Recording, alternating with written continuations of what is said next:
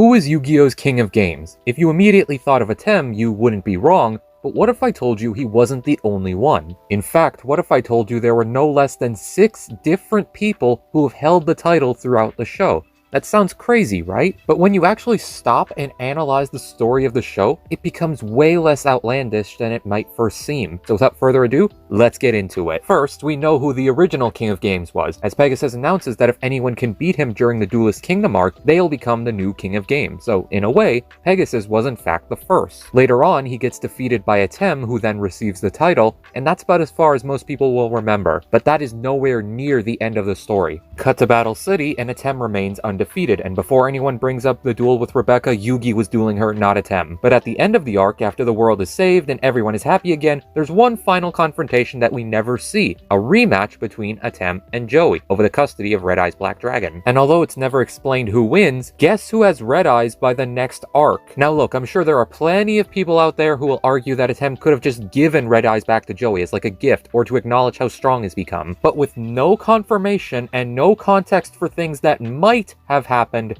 you kinda just have to take things at face value, which means that Joey beat Atem. That is insane. And that also means that Joey went from losing to Taya in the beginning to becoming the new King of Games. Unfortunately, he doesn't hold on to that title for very long, as in the next arc, Waking the Dragons, after Joey has what might just be one of the silliest / coolest looking duels to ever grace the screen against Valen, he's challenged by Mai, and due to exhaustion, he passes out and loses the duel midway through. So not only did we have the ultimate underdog character become the new king, but now Mai Valentine is officially the Queen of Games. Well done, show. That's a really big risk to have a woman be the strongest on a show aimed towards boys, and she got off screen by Raphael.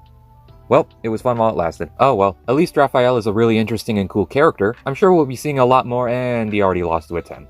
Great. And once again, Atem goes on to have a lengthy reign all the way up until the ceremonial duel, where he officially passes the torch of King of Games onto little Yugi Mutou.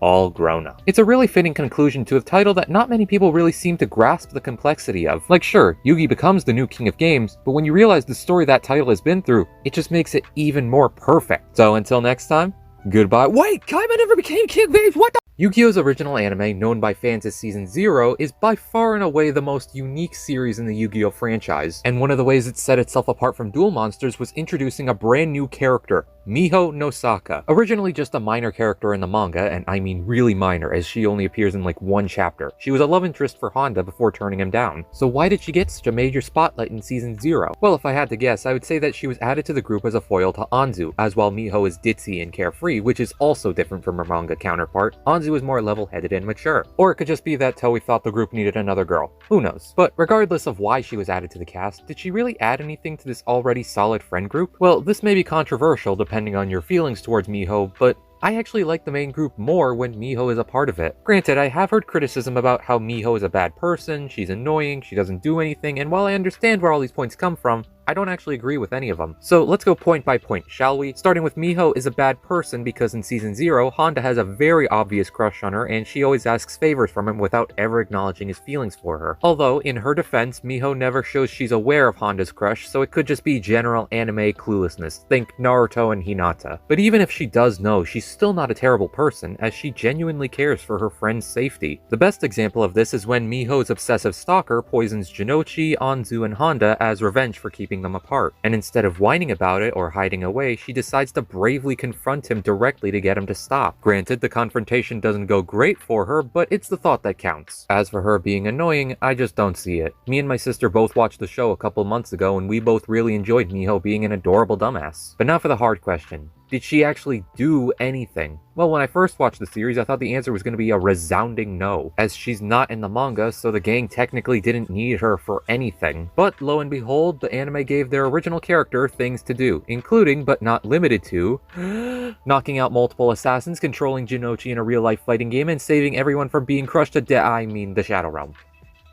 crush to the Shadow Realm. Granted, all these moments came from the last 5 episodes or so, but even aside from all of Miho's standout moments, she really balances out the group members who don't get very many chances to shine in Duel Monsters, namely Honda and Anzu, and in my opinion, Season 0 has the better versions of both characters. Where Honda is just Jinochi's friend in Duel Monsters, here he's also Jinochi's rival and has a personality that makes him stand out from the rest of the group. He also kind of reminds me of Ida from My Hero Academia, but that just might be me. And for Anzu, instead of just being the girl of the group like in Duel Monsters, here she's clever, she's caring, she stands up for others, all the while still being undefeated at Duel Monsters, baby, let's go! So is Miho a useless character?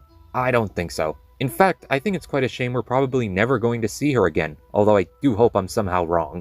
So recently on this page, I posted a video talking about the Yugioh character no one remembers, aka Miho no Saka from Season 0. Check it out if you're interested. And if you've watched that video, first of all, you a real one. And second, you might remember how I mentioned that Miho's character would almost certainly never come back to the franchise, as since every anime since Season 0, which was animated by Toei, has either been animated by Studio Gallop or Studio Bridge in the case of the Rush animes. And while it is still 100% the case, unless Konami straight up decides to pull a Thanos and animate the show themselves, it got me thinking, what if Season 0 wasn't the only time we got to see these unique versions of the characters we know and love? What plotlines would we get to see next? What would be in store for our characters? And that's why today, we're talking, what if Season 0 got a Season 2?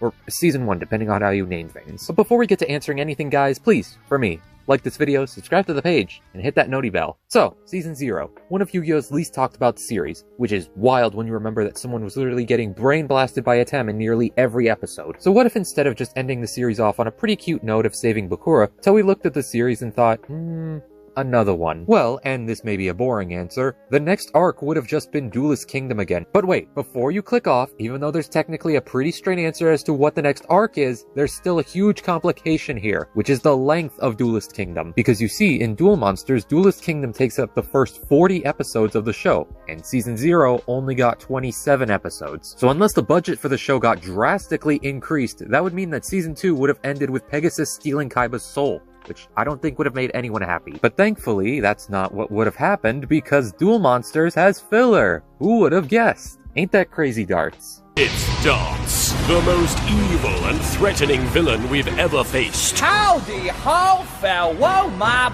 bro. He gets it. But still, after taking out all the filler and unnecessary episodes like Kaiba getting mind crushed and Bakura being freed, as both those already happened in Season 0, as well as the episodes with duels that just never happened in the manga, like Taya vs. Mai and Yugi vs. Joey. And that drops the number of episodes down from 40 to the much more manageable 35.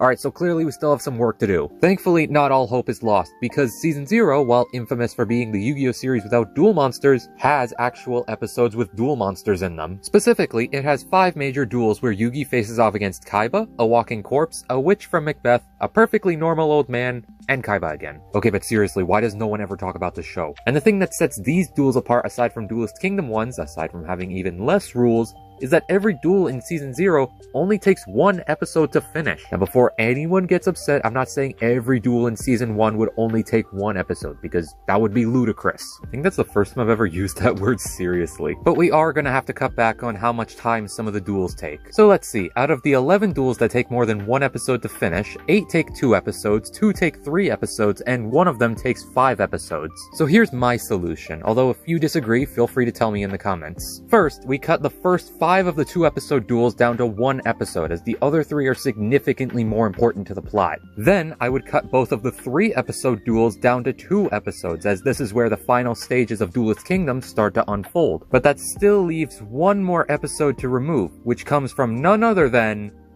the last episode. You see, this is because all the episode does is draw out a pretty swift conclusion to the Duelist Kingdom arc and act as a Tem's formal introduction to Shoddy, which already happened in Season 0. So in theory, in-game theory, you can still keep Yugi vs. Pegasus at 5 episodes, although the last half of the 5th episode would have to focus on the aftermath of the duel. Hey, look at that. And since that's the duel that solidified Tem as the one true king of games, I think that's a fair price. Or at least that would be the case if he was the only king of games, which I've already proven that he is not.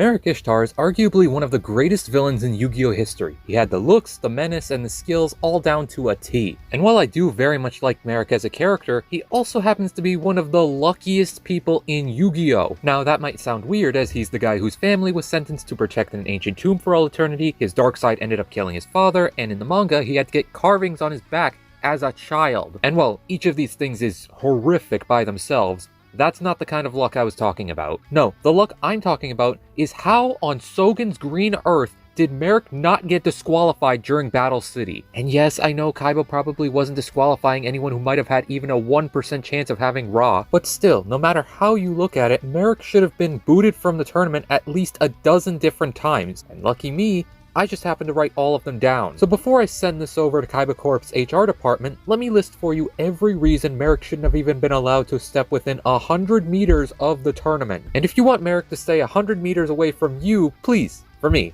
like this video, subscribe to the page, and hit that noti bell. So, since we're going through Marik's laundry list of cheating, there's probably no better place to start than at the beginning. So, starting at number 1, Marik was never even supposed to be a part of Battle City in the first place. That's right, in case you forgot, Marik and the rest of the rare hunters hacked into Battle City's computer system and entered themselves into the tournament illegally. And can I just say how much this doesn't make sense? Like, you're telling me this ragtag group of thieves and Magic the Gathering haters were able to bypass the security defenses of a multi-billion-dollar company with no one noticing? At least it made sense when Siegfried did it because he also owns a tech company. Meanwhile, Marik seems like he doesn't even know what a computer is. Regardless, now that Marik is actually in Battle City, surely it'll take a while before he cheats again, right? Oh yeah, he's playing with stolen cards. And not just any cards, the most powerful cards in the game, and they were stolen from the creator of the game itself. And just in case stealing valuable cards wasn't enough, offense number 3 is Marik overseeing a group that printed counterfeit cards. The most egregious examples being Exodia and the Winged Dragon of Ra. And it's not like this was a victimless offense either. Both Joey and Odeon got struck by lightning after Ra saw the bootleg merch. And what's wild about all of this is that we're already 3 reasons in, and Marik is still not even in Battle City yet. This nicely brings us to number 4. He was already eliminated from the tournament. Specifically, he was eliminated after his duel with Atem, where he took control of strings and lost to one of the biggest brain, but still illegal, plays in the franchise. But since that wasn't his physical body, he just acted like nothing happened. Which, I mean, I guess is fine as long as he doesn't do it again. Are you kidding me? Yeah, so as it turns out, Marik is a really big fan of Double or Nothing. Granted, this time he didn't technically lose as Joey broke free and forced the match into a draw, but just the sheer fact that he almost made Yugi lose by threatening to kill his best friend seems like a bootable offense. And while we're on that note, how about just blatantly attempting to kill other competitors? He tries murdering Joey, Yugi, Kaiba, Mai, Odeon, you get the picture. And right before we get to the blimp, we have our number 7 offense, conspiring with another competitor. Yeah, in case you don't remember, Marik and Bakura decided to make a deal where if Bakura defeated Yugi and took Slifer from him, Marik would give Bakura his rod.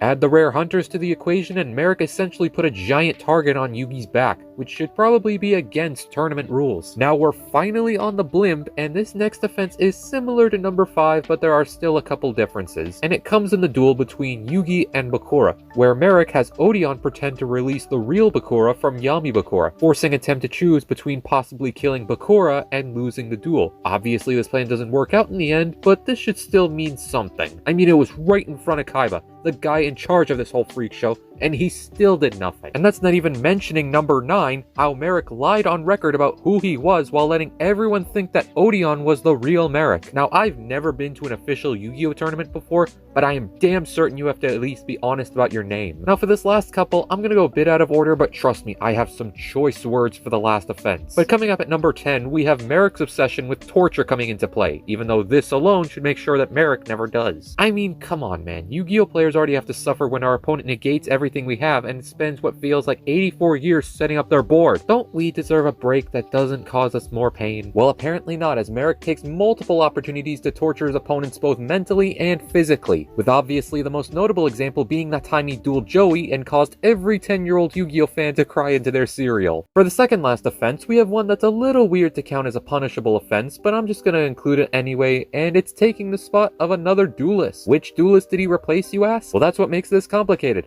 It's himself.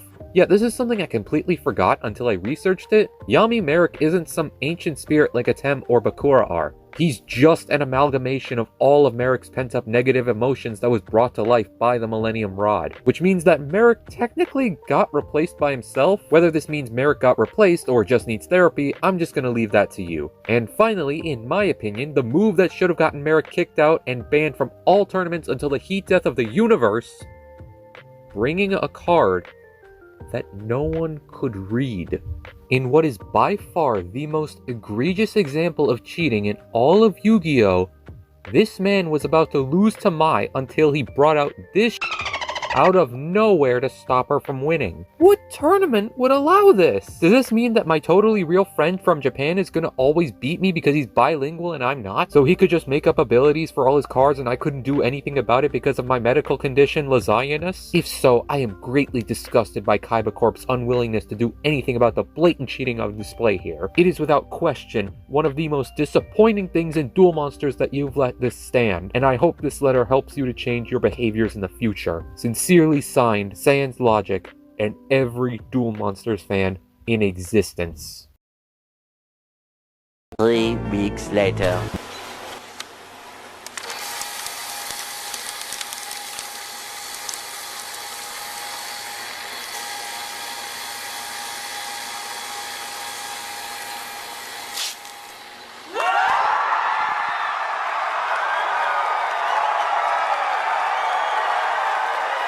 Mai Valentine is probably the most well-known female character in Yu-Gi-Oh! And that makes sense. She's a fan favorite whose deck, personality, and, visual appeal captured the hearts of people all around the world. But unfortunately, while Mai is awesome, that didn't save her from the anime giving her possibly one of the biggest character assassinations the Yu-Gi-Oh! Franchise has ever seen. And no, I'm not talking about the Orichalcos arc, but trust me, we'll talk about that one later. First example comes in Duelist Kingdom, right after Yugi loses to Kaiba after he threatens to send himself to the Shadow Realm. Afterwards, while Yugi is understandably upset at the fact that he just lost the chance to save his grandpa from Pegasus, Mai shows up and sees the situation. Now, this goes one of two ways, depending on the version of this scene. In the manga, Mai offers her extra star chips to Yugi as a thank you for saving her from panic. At first, Yugi rejects the star chips, saying he can't take them due to not wanting to be selfish, but after a speech by Joey about putting aside your pride to protect those that are precious to you, with Mai adding that the main reason she even got these extra star chips in the first place was just so she could see the gang again, because they called her a friend despite everything she said to them, Yugi eventually accepts the star chips while promising not to let Atem argue with him about this. It's a sweet scene that really highlights how much our characters actually care for each other and how good deeds can sometimes lead to good rewards. But in the anime, while Yugi still refuses to take Mai's star chips, Mai immediately starts insulting him, saying he's not all that great after all. She also challenges him to a duel, even though it's clear to everyone right now that Yugi is not in a good condition. And this leads to Taya having a duel with Mai, in which Mai just constantly trash talks the both of them. Oh yeah, she still wants to give Yugi the star chips, but she seems so dismissive of Yugi's feelings in this episode, it honestly pisses me off the anime would do something like this. But while that may have been the case for Duelist Kingdom, the anime did give Mai some support in Battle City. Or so they thought. You see, in Battle City, Mai barely duels. We never learn about any of her opponents, and we never see any of her qualifying duels, which is kind of a running theme with the side characters. And the first duel she does have is against the final boss of the arc.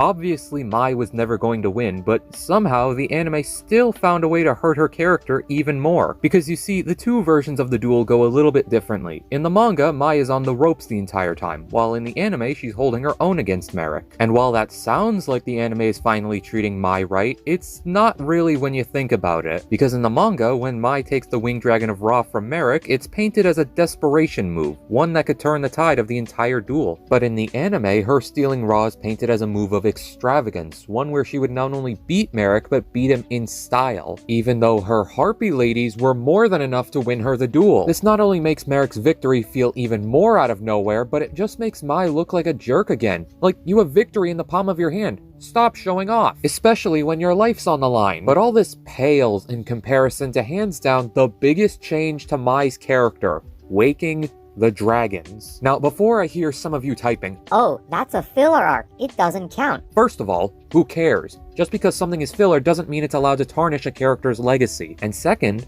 shut up. Now, let me make this clear. I don't hate the direction this arc took Mai's character. It makes sense that Mai would still feel terrified of Marik even after he was defeated. It also makes sense that she would be upset that no one seemed to respect her abilities like Yugi's, Kaiba's, or Joey's. Both of these could be easily taken advantage of and warped by someone like Darts to make her join him. And personally, I think this arc made Mai a way more interesting character. My only problem with this is that the arc never finished her story. You see, after Mai turns back to the good side and gets off-screen by Raphael, still mad about that, the last time we see her in the arc is after Darts' defeat, where, without saying goodbye, she rides off saying that she needs time to fix herself and that someday she'll own up to everything she's done. Now that's a really cool way to have her end off the arc, but that's not how she should have left the show. She promises to come back, but never does. And I can hear some of you saying, Well, it was filler. They couldn't address it in the canon story. There was another filler arc right after this one. Mai even makes a quick cameo. You're telling me we couldn't have a little continuity between two back-to-back arcs? Not one scene where she returns to apologize? Mai and Joey had one of the best relationships in Yu-Gi-Oh's history, and yet the anime leaves all of us on a cliffhanger with no resolution. Even in the final episode where we should be seeing everyone come back for one last hurrah,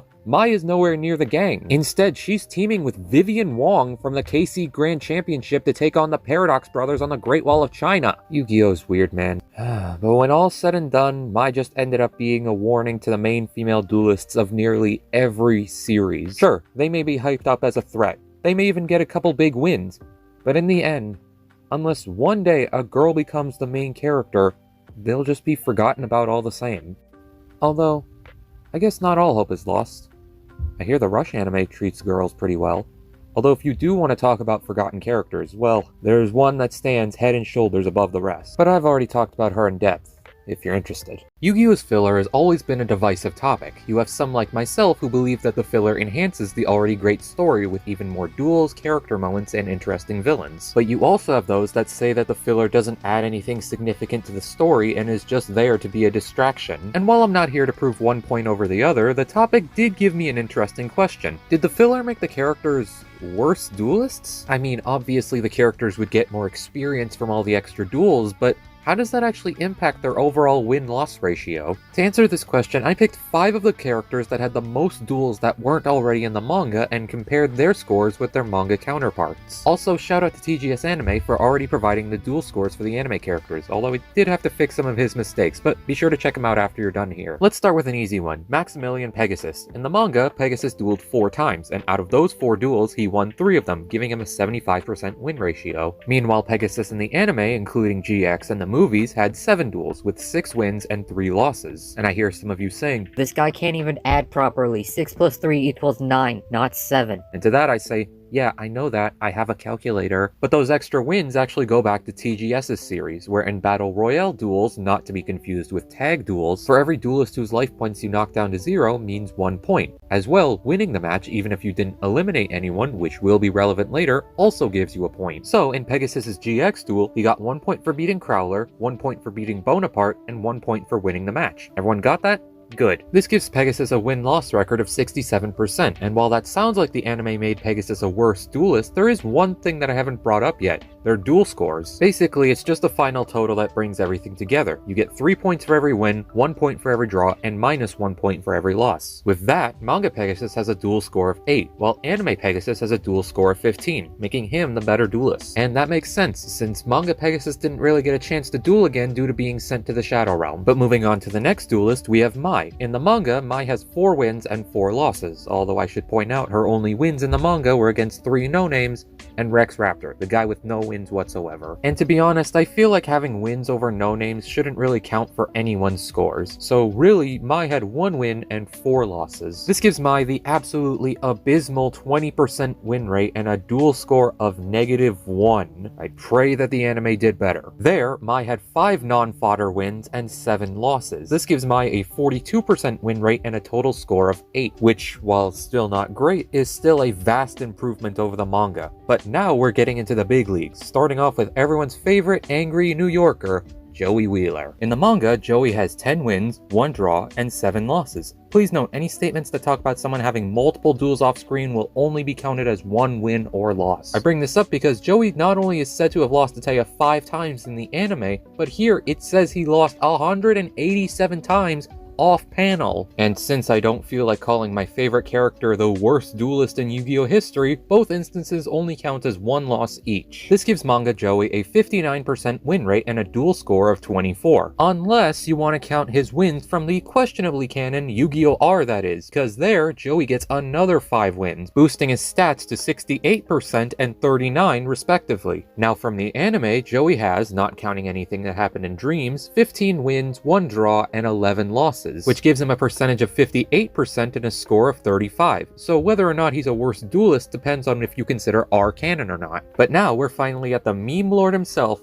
Seto Kaiba, and in the manga, Kaiba has, without R, 11 wins and 5 losses, and that gives him a score of 69% and 28, but with R he gets an extra win and loss, turning his score into 67% and 30, which if canon, surprisingly puts him under Joey's score. For his anime counterpart, he has 15 wins, 5 losses, and 1 draw, giving him a score of 75% and 41. But now we have the big one, the pharaoh himself, Atem. In the manga, without R, he has 17 wins and 3 losses, which gives him an 85% win rate and a score of 48. But with R, he gains an extra 6 wins, bringing his score to an insane 88% and 66. And now, for the absolute behemoth stats of Anime Atem.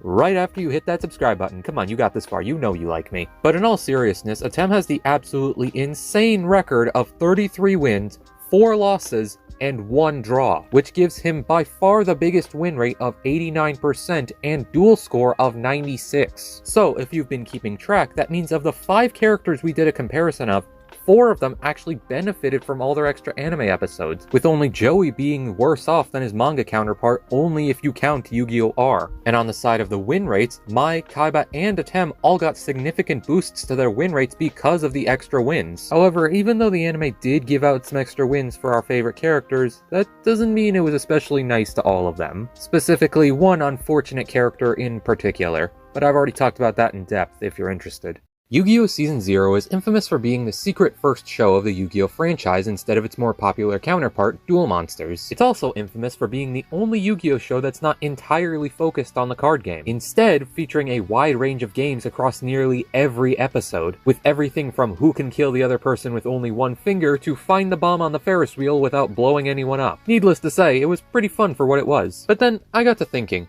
what if instead of it being some cool deep cut series, it was adapted today? What could be done to adapt the show to fit a more modern style? And most of all, is it something people would actually want? But before we get to answering any of those questions, guys, please, for me, like this video, subscribe to the page, and hit that noti bell. So let's set the scene. It's 2019 and Yu-Gi-Oh! Reigns has just ended. And while the series was received well enough, you're left with a conundrum. You, as some unspecific executive, want to get to work on the next show, but you don't know what the theme of it should be. For the past 4 shows, each one is centered around a new summoning mechanic. But for the past 2 shows, these summoning mechanics have not been well received by the community. They say you've made the game too complicated and confusing, especially for anyone who's just getting into the game. You need a way to bring together not only the established fans, but a new generation of ones too. Now, in this world, that led to the creation of the quite frankly underrated Rush Duels, but another way this could have been done is by reanimating the original series. After all, it's by far the most iconic of the shows, and you still have access to most of the old voice actors. After all, they were in Duel Links. And as an added bonus, you can even animate the first few dozen chapters too, making this a totally manga-accurate version of the story. Who knows, it might even lead to adaptations of the other mangas too if you're lucky. So, with all that exposition out of the way, let's get some of the basic info out of the way. 1. This is not just Season 0 and Duel Monsters smushed together. Neither of those shows were fully manga accurate, so there would be some noticeable differences when we get back to Duelist Kingdom and Battle City inevitably. 2.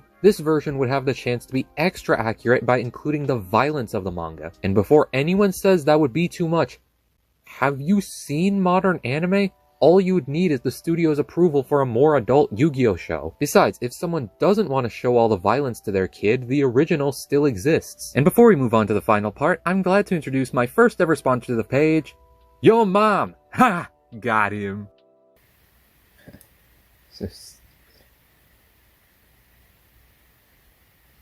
When did I turn my camera app on? Hello? It's open.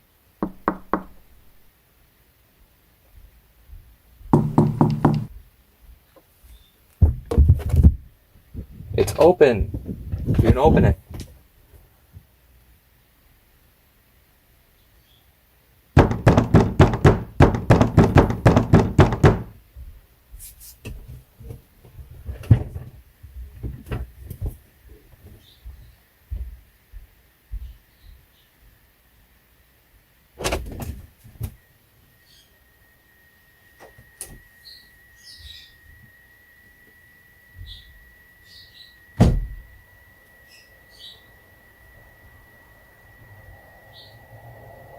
Water.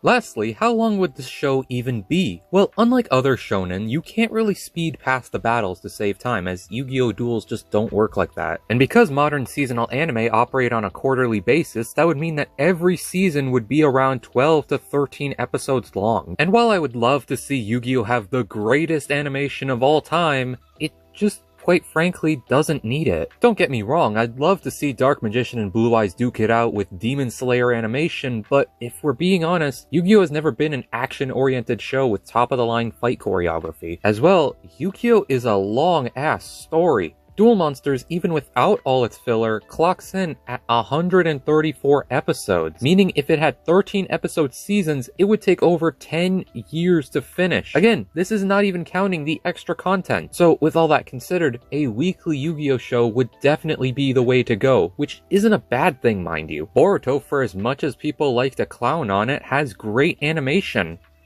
Most of the time. And since the story is already finished, we don't have to waste time on filler episodes. So let's recap. If Yu-Gi-Oh! Were to be adapted today, it would be a weekly series that animates the entirety of the manga, maybe including Yu-Gi-Oh! R and Transcend Game 2 just to spice things up, with a violence level comparable to the manga, and it will bring back at least some of the old voice actors. And all this can and should be done without making it feel like just a retread of Season 0 and Duel Monsters, which ironically also could have happened 20 years earlier after Season 0 if it had gotten a Season 2. Yu-Gi-Oh's final duel is to this day one of the most beloved battles in the entire franchise. And that makes sense, as it serves as a beautiful finale to not only our two main leads, but also to the series as a whole. You know, before GX and Dark-Sided Dimensions. But recently, I discovered something interesting while watching Little Karibo's newest episode of Yu-Gi-Oh! The Abridged Series. A comment under it which read, Little Karibo acknowledged that it was pretty crappy that the last duel Joey ever got was a loss to set up the villain, who Yugi never even duels. And I fully agree with that. Joey was a massive part of the series, so sending him off with a loss didn't really sit right with me. That's when I got an idea.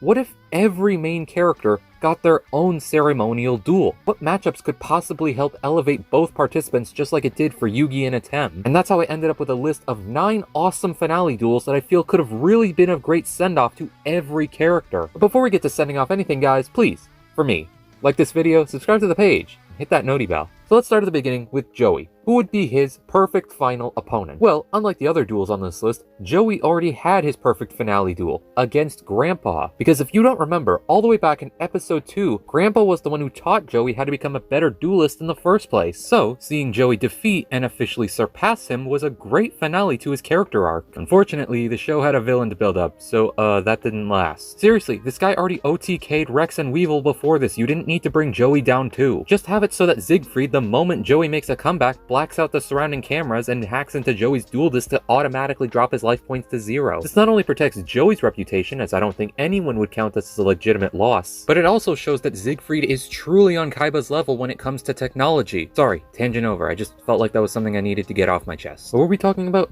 Oh yeah, Grandpa would have been totally the perfect final opponent for Joey, and Siegfried does not count. Now for the remaining 8, it'll be the duels that I like the least to the ones I like the most. So starting at the bottom, we have number 8. Ishizu versus Odeon. Now don't get me wrong, Odeon and Ishizu are definitely two of Yu-Gi-Oh's better duelists, and a match between them and their unorthodox strategies would be pretty cool to see. But the main reason I put this match at the bottom is just because Odeon and Ishizu don't really talk all that much. Sure, they have the same goal of trying to protect Marik in their own way, but they don't really seem to be all that concerned for each other, which is weird when you remember that they're adopted siblings, so it just kind of feels like a missed opportunity. Number 7. Taya versus Rebecca. Now I feel like Rebecca being Taya's final duel makes sense for a couple reasons. The first one obviously to come to mind is their shared crush on Yugi, but aside from that, they both do show that they genuinely respect each other on a few occasions. Maybe you could write something about Taya wanting to become better duel monsters in order to impress Yugi, and Rebecca offers to teach her, if only to boss her around. The reason this isn't higher on the list is because while I do enjoy their dynamic, neither character is really moving the needle when it comes to the hype factor. Like, it would be interesting to put Taya's undefeated streak on the line, but it's not really necessary. Number 6. Tristan versus Serenity. When I said all the main characters, I meant all the main characters. And honestly, Serenity seems like a really fitting final opponent for him. He was the one who picked up Serenity for Joey during Battle City. He helped and even sacrificed himself for her during their duel against Nesbit, and it's heavily stated that he has a crush on her. You could easily write a scenario where Serenity tries to get better at duel monsters so she can duel Joey, and Tristan, even though he's horrible, would still be happy to help her learn and grow as a duelist. It's nothing high stakes, but I'd still say it's a cute duel nonetheless. Number 5. Duke versus Pegasus. Now this just seems like a beautiful disaster waiting to happen. Toons versus Dice. Creator versus creator. And it's not the most random thing in the world because it's well established that Duke has a very high amount of respect for Pegasus, as he's the one who helped him spread Dungeon Dice monsters all across the globe. This could even be a public duel that's used to advertise something like, "More duel monsters are being brought over to Dungeon Dice monsters," or something like that. Number 4. Rex versus Weevil. This is a duel that was destined to happen ever since episode 2. These dumbasses have been by each other's side whether they liked it or not. And if I was the one writing the duel, there's no doubt in my mind that Rex should kick this little parasite's ass. Because people actually like Rex, and he actually has some redeeming qualities unlike Weevil. So seeing Rex finally be able to leave Weevil behind while paying him back for their first duel would just be pure satisfaction. Also, it would be Rex's only real win, which in my opinion makes it even better. Number 3. Seto Kaiba versus Mokuba Kaiba. Okay, hear me out. I know Mokuba is not a duelist. I know his only duel was a no contest with Atem in Duelist Kingdom. I know most of the time the main thing he does is get kidnapped and Seto has to go save him. And that's why it would be a perfect extension of his character to challenge Seto to a duel. Look, I know I've already used this scenario twice already, but you can't tell me Mokuba, brother of one of the greatest duelists in the entire world, wouldn't try his hand at the game his brother is so fond of. Look, I'm not saying Mokuba has to beat Seto or anything. I'm just saying, without using other characters and robbing them of their ceremonial duels, who is really left for Seto to duel? Espa? Mako? Esteemed movie star Jean-Claude Magnum? None of those guys would really give much in terms of emotional weight or dueling ability. But Mokuba?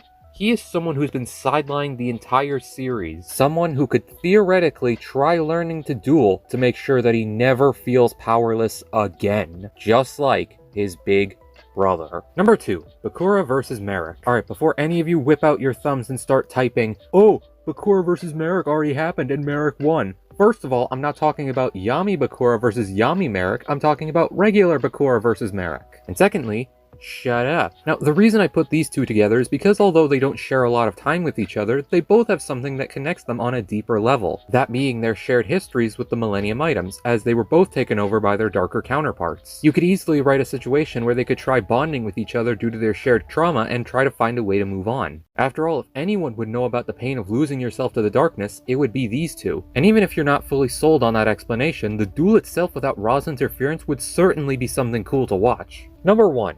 Mai versus Bandit Keith. Probably not the two characters you were expecting to top this list. This is absolutely a duel I would have loved to have seen, and I feel like it was a damn shame we didn't get it. Because if you think about it, these two have a very similar history. Both suffered loss after an encounter with the final villain of their arcs, and the next major time we see them, they are under the control of a secret organization. As well, although both eventually break free, neither are given a satisfying conclusion to their story. Mai just rides off into the sunset, promising a reconciliation we never see, and Keith just runs away terrified. And I feel like a duel between these two could help both of them be able to move on from their past traumas, at least a little. And it's not like Bandit Keith is a completely irredeemable character either. Yu-Gi-Oh! R literally brings him back to life to duel Joey again, and by the end of it, Keith's story is left ambiguous with Joey offering to duel him again once Keith lets go of his anger. So something similar with Mai, who's also had a lot of rage over not feeling strong enough, seems to me at least to be a fantastic way to wrap up both their stories and thus this list. Yu-Gi-Oh! 5Ds is considered by many to be one of the franchise's best shows, and a large part of that is because of what I consider to be its Part 1, which houses the first 64 episodes. And in those 64 episodes, we get one of the most beloved stories in Yu-Gi-Oh's history, the Dark Signer arc. I'd recently just watched it for the first time, and I was amazed at just how much story, world building, and character dynamics were stuffed into a few dozen episodes. However, it wasn't perfect, and needless to say,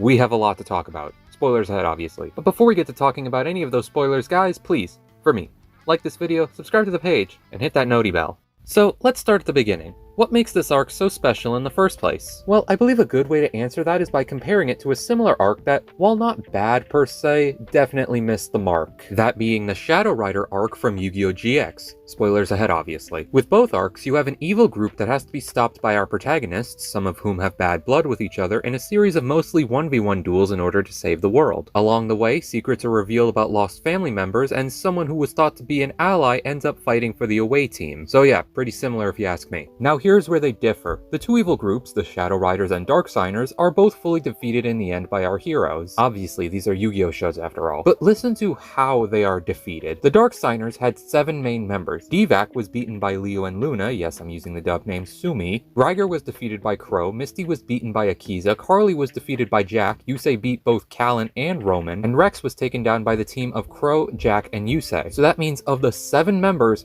5 of them were beaten because of help from the sidecast. Remember that, okay? Now for the Shadow Riders, they had 8 members. Dawn was beaten by Chazz, Titan was beaten by Alexis, and everyone else was beaten by Jaden. And it's not like Jaden needed all those wins either. Nightshroud was possessing Alexis's brother, so don't you think Alexis should be the obvious choice to duel him? Zane lost to Camula in order to protect Cyrus, so wouldn't it make the most sense for Cyrus to be the one to take Camula down? And Bastion did not need to be put down like this. Come on, man. That's 3 duels that could have easily been switched in to help develop the characters and make them more credible. Alexis could have truly cemented her place as Queen of the Obelisk Blues by taking out more Shadow Riders than anyone else not named Jaden. Cyrus could have proved his worth a long time before they actually remembered to do it in the show. And Bastion could have been saved from being made into nothing but a joke character. Look, I love Jaden. He might be my favorite protagonist, but he did not need these wins. We already knew he was strong. We didn't need that point hammered into our skulls a bajillion times.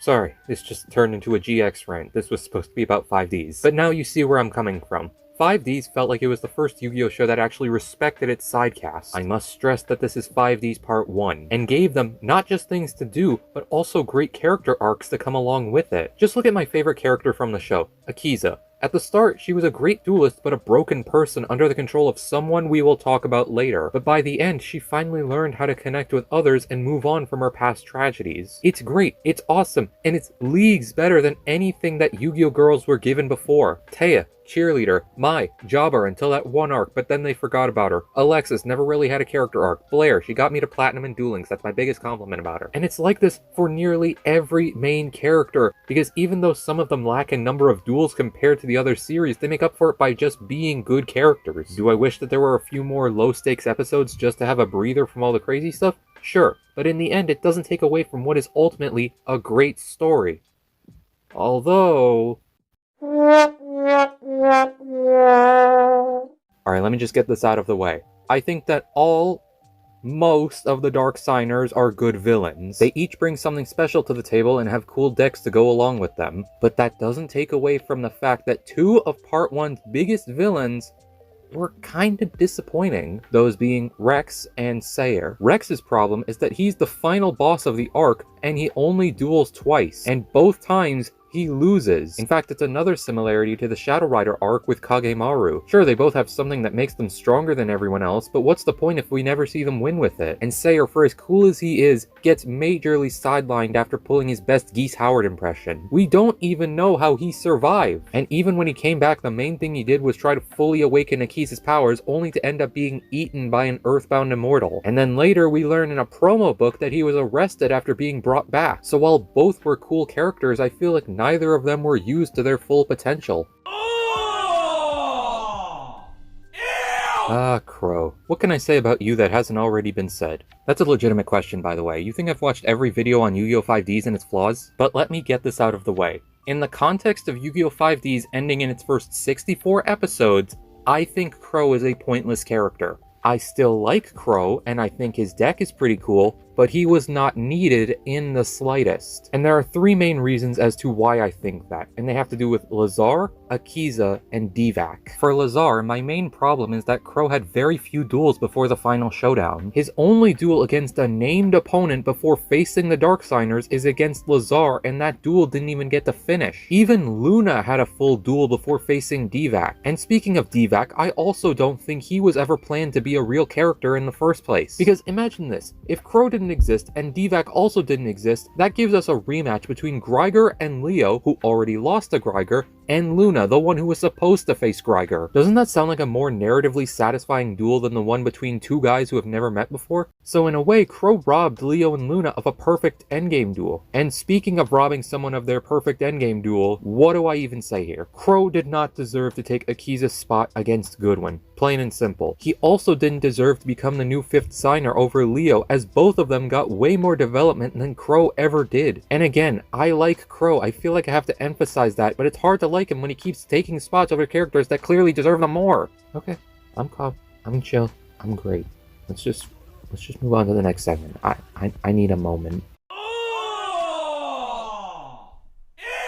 Okay, so now that I've got my major complaints out of the way, let's talk. How would I fix this show according to what I personally would have liked to have seen? Well, I can answer that in 10 easy steps. Number 1. Crow and Divac are not characters. For reasons stated before, I feel like the story would have benefited from dropping these guys. 2. Leo and Luna duel and defeat Greiger, who in this case would probably have the monkey Earthbound Immortal. Again, pretty self-explanatory. 3. Yusei was the one to look up to the legendary man instead of Crow. This is arguably one of the only ways Crow was relevant to the story that didn't feel forced. It even comes up again in the duel against Rex, so it feels like something important that can be added to Yusei instead for the sake of not losing it. 4. The final duel is Yusei, Jack, Akiza, Luna, and Leo versus Goodwin. I feel like none of the main team should have been left out of the final duel, and this is probably the easiest way to incorporate all of them. 5. Leo becomes the new 5th signer. No explanation needed. 6. The Crimson Dragon and the King of the Netherworld are actual cards, as well as dual spirits. Like, if the Crimson Dragon and the King were the two big boss monsters of the show, shouldn't they have card variants that were used? I know the Crimson Dragon has one, but the King has nothing, and I feel like it would have been a cool boss monster to set Goodwin apart from the rest of the Darksigners. 7. Luna deserves at least one more duel before Divac. She's a signer, for heaven's sake. 8. The Arcadia movement is not some massive global conspiracy, and instead just has a few members, because, you know, psychics aren't exactly supposed to be a common thing.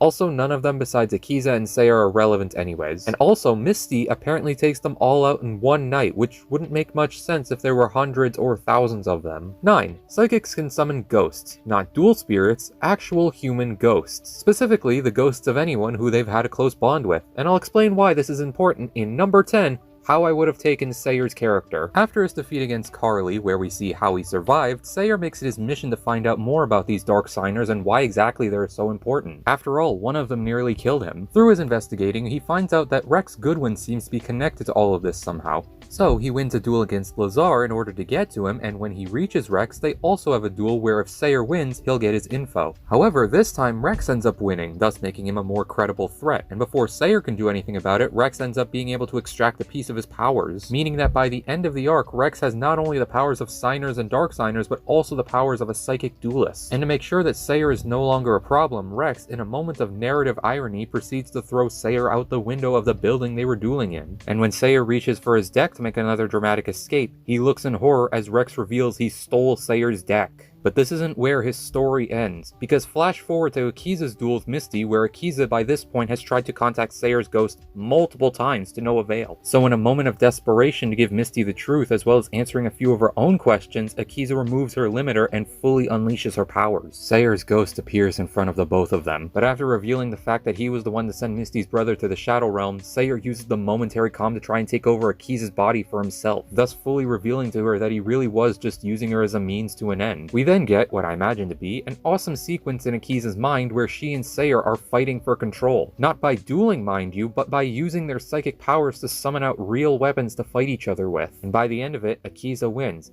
fully surpassing Sayer and finishing him off by sending him back to the afterlife. although that guy's obviously going to hell. And afterwards, Misty gets taken over by her Earthbound immortal, and the rest goes on as normal. Well, my normal. The Yu-Gi-Oh anime has always had a complicated history with its dub. While it may have created some iconic moments and brought the show to a more mainstream audience, it did so by making a lot of changes to the original story, and sometimes drastic ones at that. From censoring death, torture, and anything that could be considered even a little inappropriate, to completely random changes like people's names, ages, or even what they're having. But sometimes, in their quest for family-friendly content, 4Kids slips up, and they accidentally end up creating something that, while not immediately noticeable, actually makes the series even darker than the original, and Yu-Gi-Oh is no exception to this. Not Duel Monsters, not GX, not even 5Ds. These three all got something that made them extra freaky. And if you want to get freaky,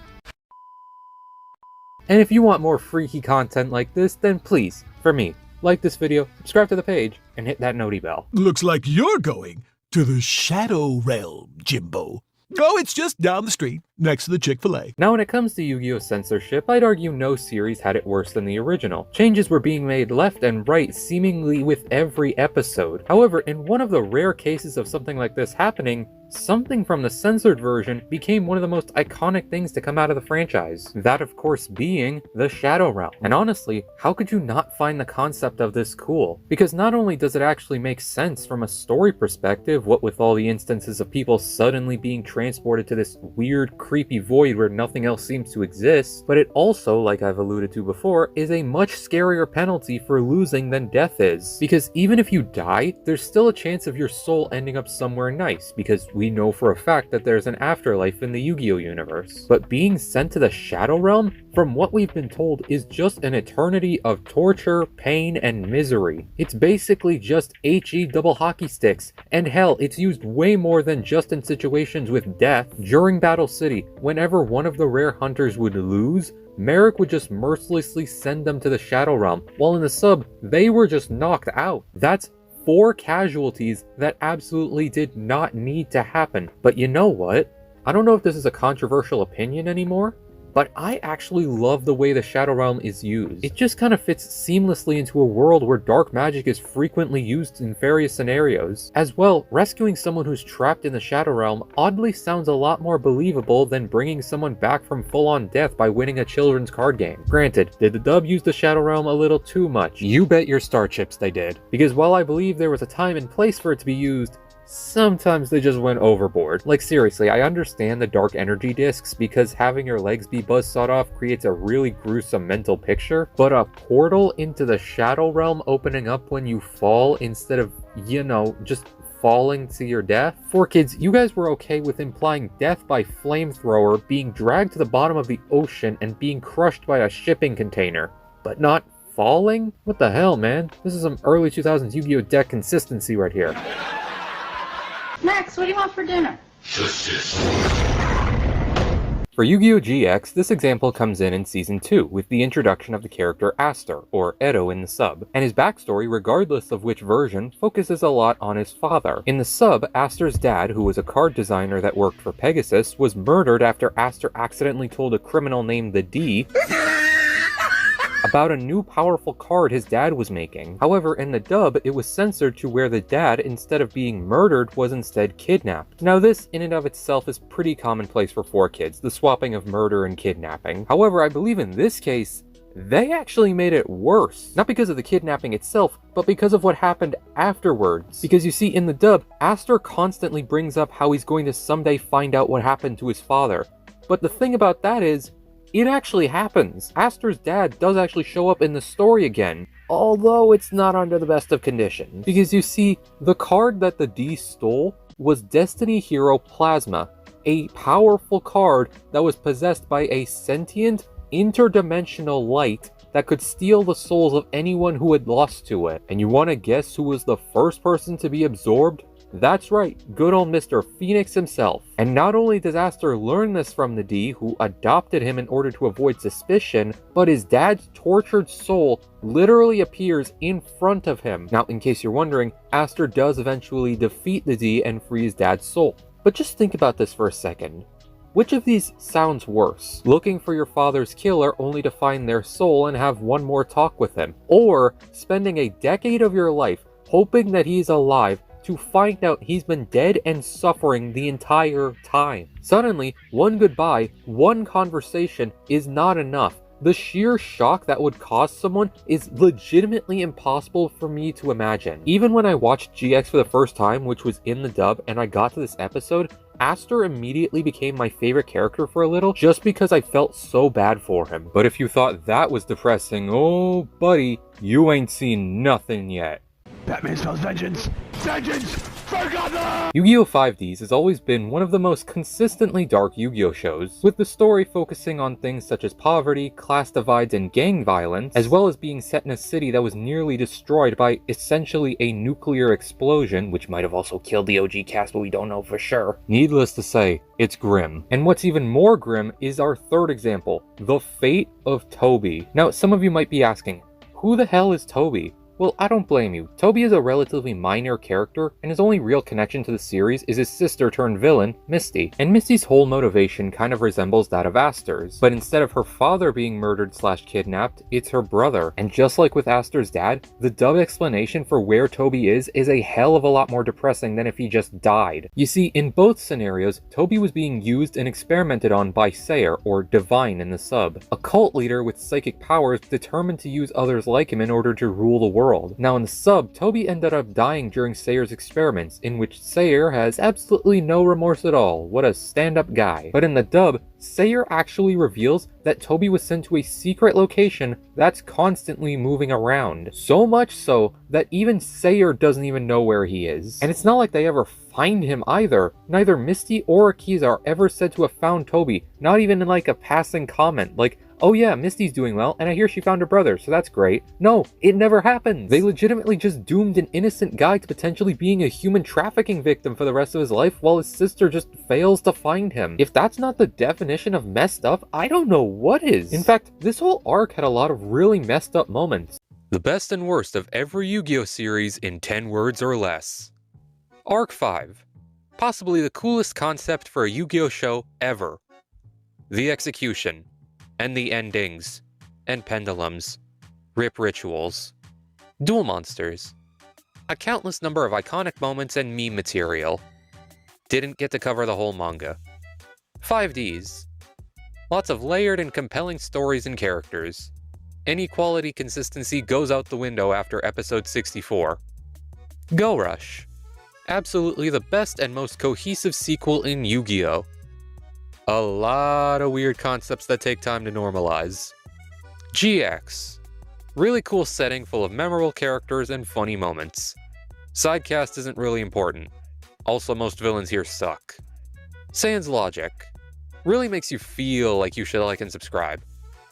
Not applicable. Season 0. By far the most creative and unique Yu-Gi-Oh! Series. Didn't last very long. And no funny 4Kids dub. Sevens. A new concept instead of breaking normal Yu-Gi-Oh! Even more. The lack of an actual overarching villain. Vrains. A really dark and mature storyline, even by Yu-Gi-Oh! Standards. It got really rushed by the end, and it shows. Zexal. Some of the best character development for a Yu-Gi-Oh! Protagonist. Too many nothing characters, including the bestie and love interest. Thanks for watching. Subscribe. Yu-Gi-Oh! And Pokemon are widely known for being the backbone of a lot of people's childhoods, myself included. But what if somehow the stars decided to align and create a crossover between the two? Which Yu-Gi-Oh! Characters would be the best fit for each type? Better yet, what if there was an entire Pokemon region where all the major battles, gym leaders, team bosses, and event battles, are with Yu-Gi-Oh! Characters? Today, I'll be giving every single type a corresponding Yu-Gi-Oh! Character from the original trio shows, with each series getting 6 types to keep things fair. And in case you're wondering, no, the protagonists won't be here yet.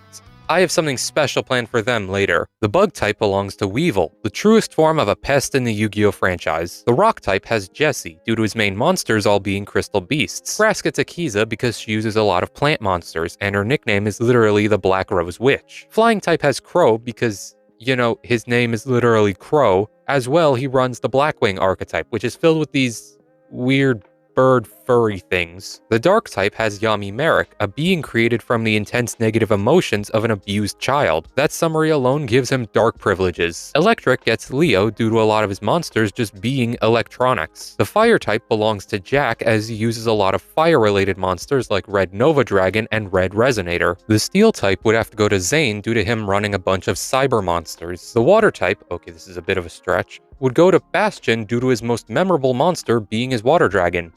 Yep, I'm 100% confident in that answer.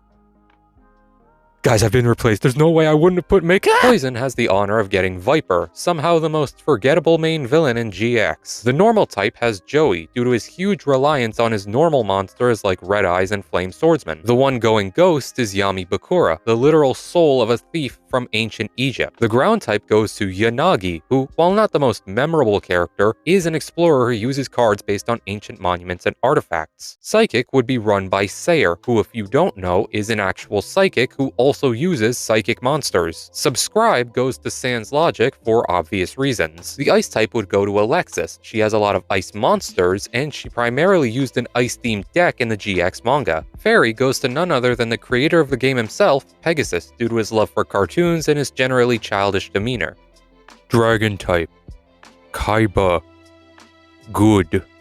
And finally, the fighting type would go to Aster due to him using a superhero archetype, as well as him just being an actual crime-fighting vigilante. But wait. Before you leave, we still have to talk about the Elite Four and Champion. For the Elite Four, out of all the characters I got here, I believe the best team would be Pegasus, Kaiba, Jesse, and Akiza, because not only is that a stacked roster with top contenders from each show, but it also has one of each of the major players from a Yu-Gi-Oh series, the villain, the rival, the best friend-ish, and the girl. And speaking of major characters, we can finally talk about the major characters, Atem, Jaden, and Yusei. The only major battle we have left is the champion. So, who gets the honor? Well, before you raise your pitchforks and torches, the answer is all of them. Because, you see, in the most recent Pokemon games, Scarlet and Violet, we were given the brand new feature to do all the major battles, minus the Elite Four and Champion, in any order we wanted. Granted, the difficulty didn't change depending on what order you did it in, so rip if you didn't search up a guide to the correct order, but here I would put it so that the major battles do have difficulty scaling in them, so you can actually do them in any order, although you still have to do the gyms before the Elite Four. And depending on which series' roster you decide to fully wipe out first, that's the champion you'll face, with all three of them being available to battle in the post-game. Yu-Gi-Oh! GX had an amazing cast of characters. In fact, that's one of my favorite parts of the show. But when it comes to popularity, you start to notice that there's one character that stands head and shoulders above the rest.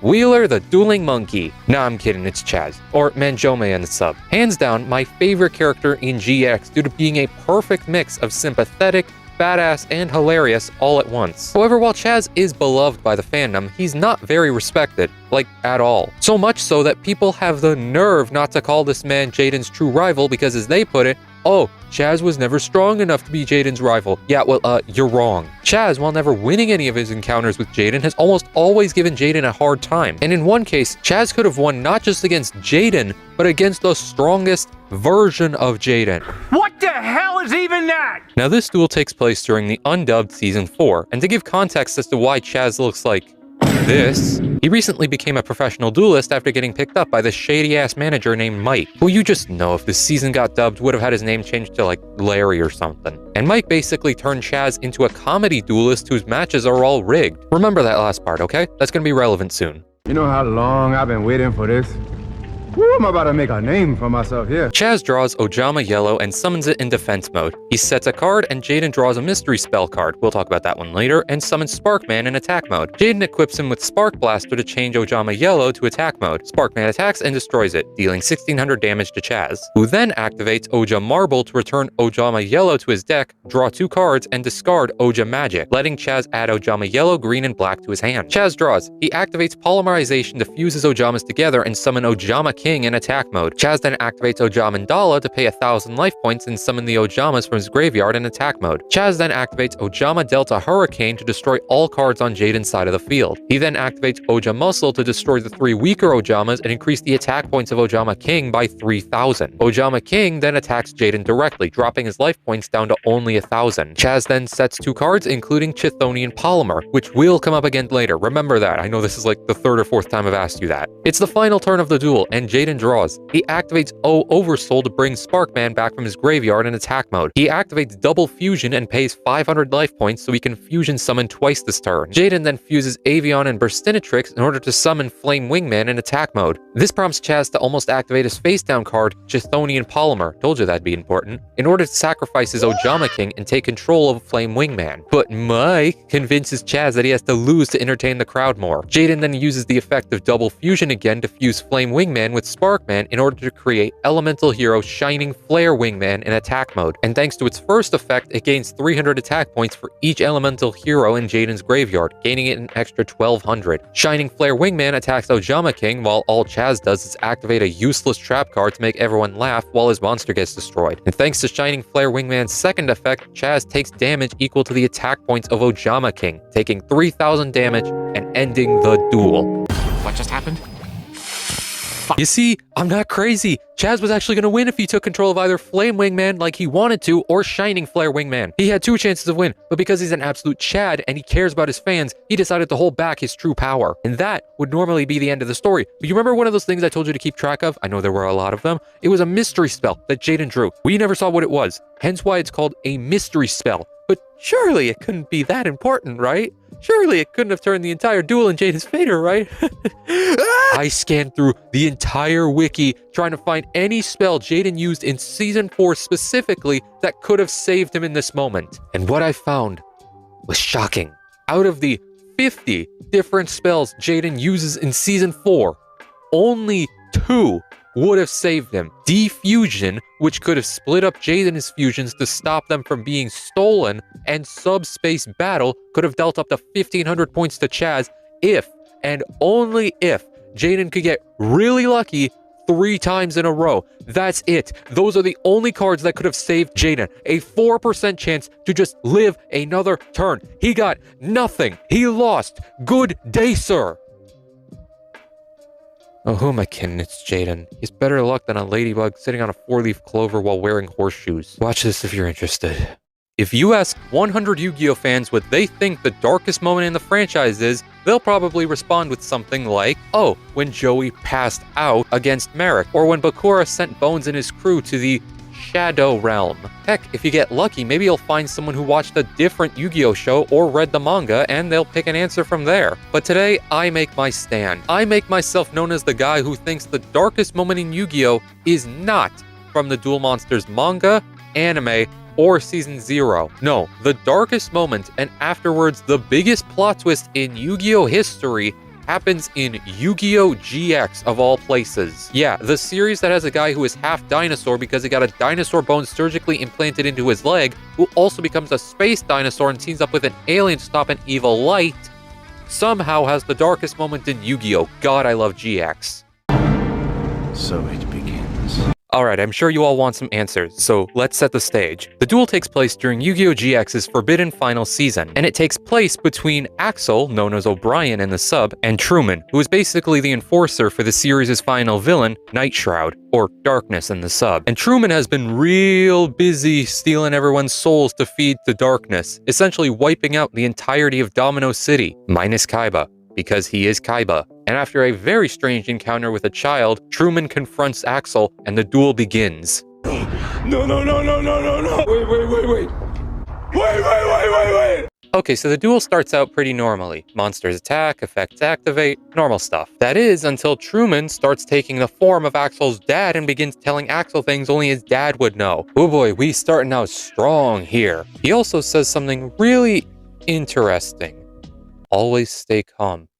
Like you were that day. Like the day on that mountain. When you let Mom die.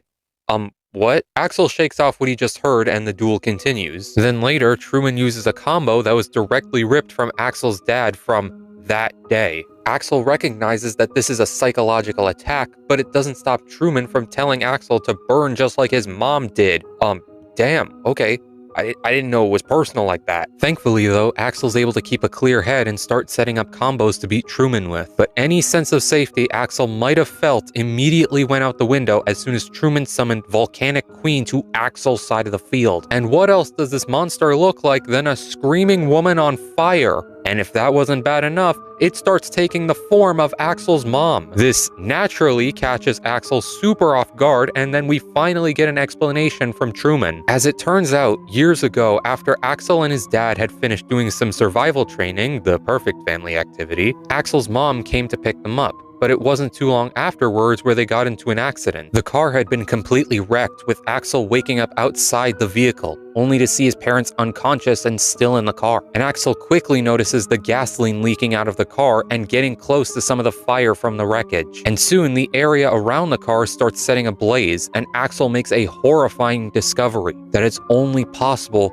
to save one of his parents. And as if bringing back this fiery PTSD wasn't enough, Truman activates the worst spell card imaginable, the Unchosen One, which forces Axel to choose one of his two monsters to save, while every other card on his field gets destroyed, while the monster he chooses to let be destroyed gets special summoned to Truman's side of the field. So it's either Volcanic Doomfire, the card that Axel's dad gave him and taught him how to use, or Volcanic Queen, which literally looks like his mother. And this obviously gives Axel some terrible flashbacks to the accident, the fire, and eventually his decision to save his father. And as history repeats itself, Axel chooses to save Volcanic Doomfire, while the Queen calls out for Axel one last time before being destroyed and ending up on Truman's side of the field. Truman then mocks Axel even further, saying how he kept a clear mind, how he made the right decision, how he chose the parent that had the skills needed for Axel to survive. And as if there wasn't enough symmetry, it turns out that Volcanic Queen had negative effects, either making you tribute a monster or pay 1,000 life points every turn. AKA,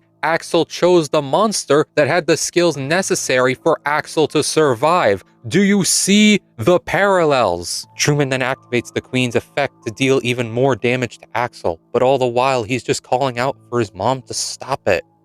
But it's no use. It's the final turn of the duel. Axel draws Volcanic Scattershot. He activates Big Volcano to send Scattershot from his hand to the graveyard. This lets him special summon Volcanic Rat and Hammerer from Truman's graveyard to his side of the field in defense mode. And since Scattershot was sent to the graveyard, Truman takes 500 damage, dropping him to only 600. Axel's Doomfire attacks Volcanic Queen, and if the attack goes through, the second effect of Doomfire will destroy all of Truman's remaining monsters. And for each one destroyed, Truman will take 500 damage, winning Axel the duel. But then, Truman hammers in the final nail in the coffin. He says that Axel could never forgive himself for what happened, that he was put into a scenario that no one should ever be in. He should have been the one crying and screaming. He should have been true to his emotions. He should have chosen to die alongside his parents. Truman activates Volcanic Curse to increase the attack of Volcanic Queen by 500 for every pyro monster in both players' graveyards. This boosts the Queen's attack to 3,500, making it too strong and destroying Doomfire, ending the duel. Dad? Mom? This is how it should have been. In this despair, together, the three of us. These are Axel's last thoughts as we see what he now believes should have happened that night.